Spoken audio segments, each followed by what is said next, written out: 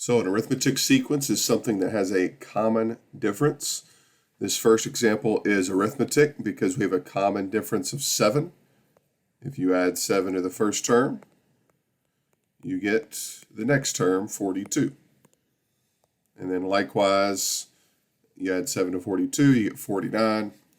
You add 7 to 49, you get 56. It's got to be a common difference. That's what makes something an arithmetic sequence. Geometric, remember, is a common ratio or a common multiplier. The next example, the sequence -16, -6, 4, 14 is not arithmetic. That is a false statement. It's kind of a double negative example. There's a common difference of 10 in this example. If you add 10 to -16, you get the second term. If you add 10 to -6, you get the third term. So that means this is an example of an arithmetic sequence, which means the statement not arithmetic is false. Question 3 wants to know a recursive formula.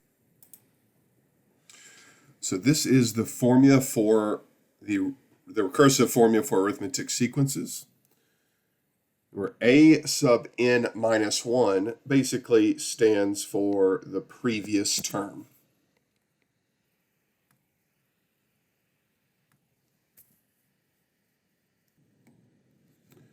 And a sub n is the current term. So if you think about a really basic example, 2, 4, 6, 8, the recursive formula is just saying so let's say this 4 is our current term. If 4 is the current term, that would make it a sub n, or in this case, a sub 2. 2 is the term right before 4, so it is a sub n minus 1, or in this specific example, it's a sub 1.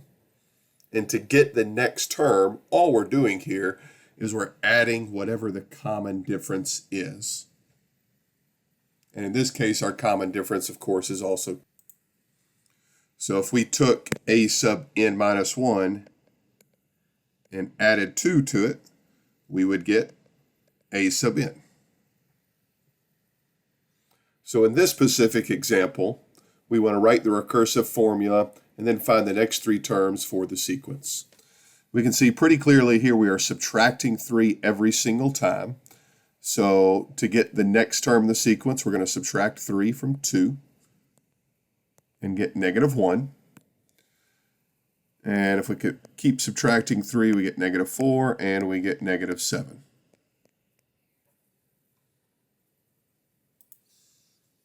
And again, the recursive form is just a generic formula. We can plug in anything in for these variables, but a sub n is going to represent the current term, which we haven't really specified. But then a sub n minus 1 will be the term right before a sub n, as we saw in that previous example. And what are we doing to the previous term? We are subtracting 3 from it. So that's all there is to writing the recursive formula.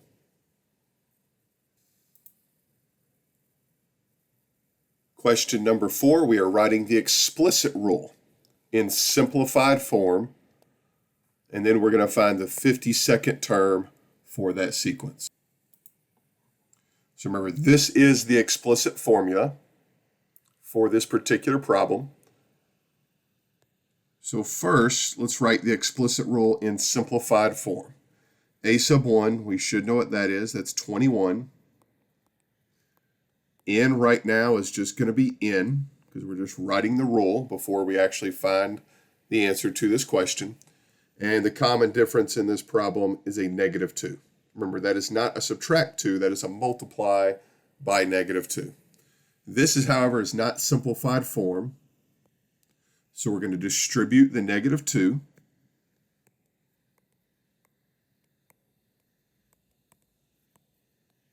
and we get negative 2n plus 2.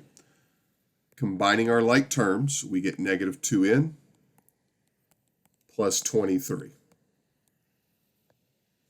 So this is the answer to the first part of the question. This is simplified form. Looks a lot like slope-intercept. The second part of the question wants us to find the 52nd term. So to find a sub 52, we're simply going to substitute 52 in for n and evaluate. And I'll leave that part for you to figure out. Question 5 wants us to find the missing terms given the first term and the fourth term. So here we're going to have to use, call it the arithmetic mean.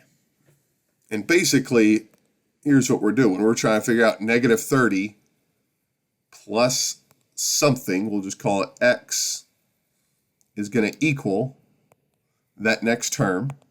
And then that next term plus x, instead of x, let's actually call it d for common difference. And we would then get the third term, and we add d one more time to get the fourth term, which they've given to us, negative 630.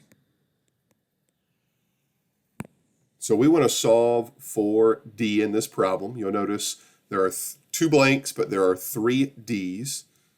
So we've got an equation here. The first number plus 3 times d, since we have, again, 3 d's. That's going to equal that fourth term of the sequence. And then this is a pretty easy equation to solve for from here. So remember, however many blanks they give you, you're going to always have one more d. So if there were 4 blanks, you would have a 5d right here. Divide by 3, and we get negative 200. So negative 200 is our common difference. So we're going to subtract 200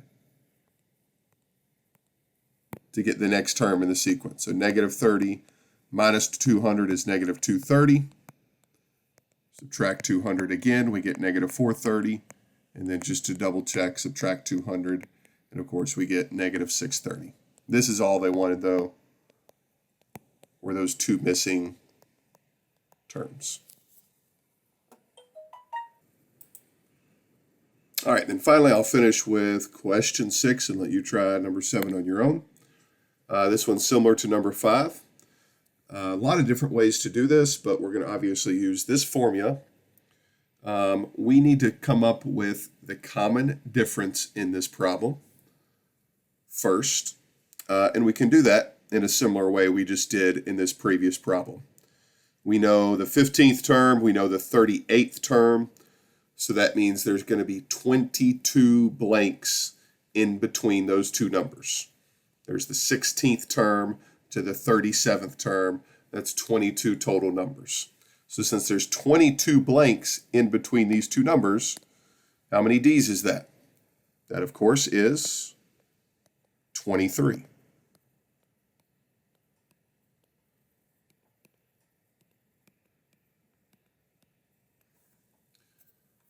So this is our initial equation we're going to solve for. Add 81 to both sides.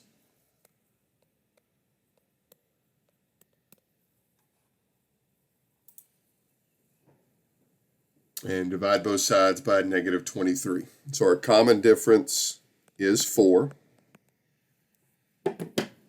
So then what I'm going to do, because I still need to know what this first term is. So basically, I'm going to treat that first term kind of like the variable x. Like we need to solve for that first term. So that means we need to insert numbers for these other 3 variables in the problem. Well, let's take one of these. It doesn't really matter which one, but let's just take the 15th term.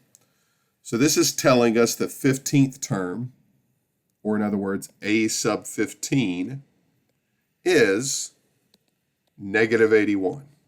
So we're going to insert negative 81 to the left-hand side of the equation.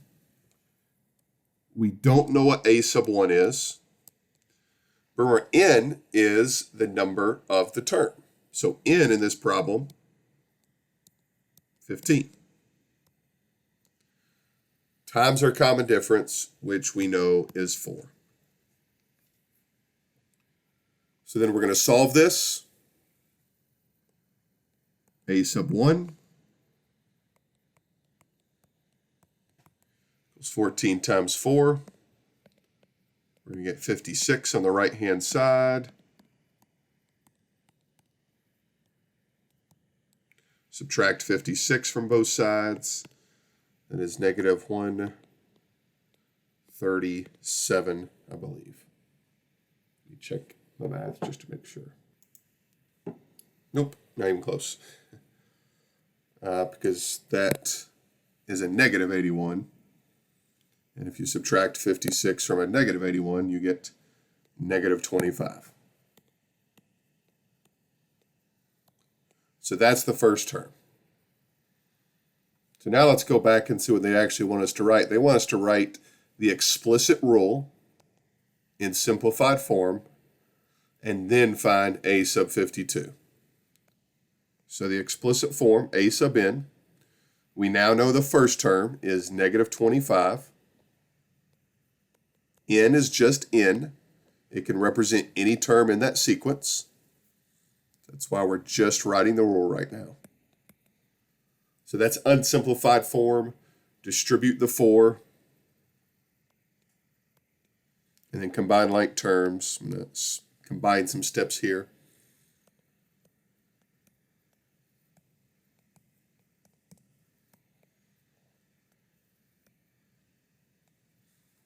So there's the explicit form. That is this part of the question. And then finally, to find a sub 52, this part's simple. You don't really have to write a sub 52. But what we're doing is we're substituting 52 in for n to get our answer to this problem. I leave that for you. And question 7, let me know if you have any questions.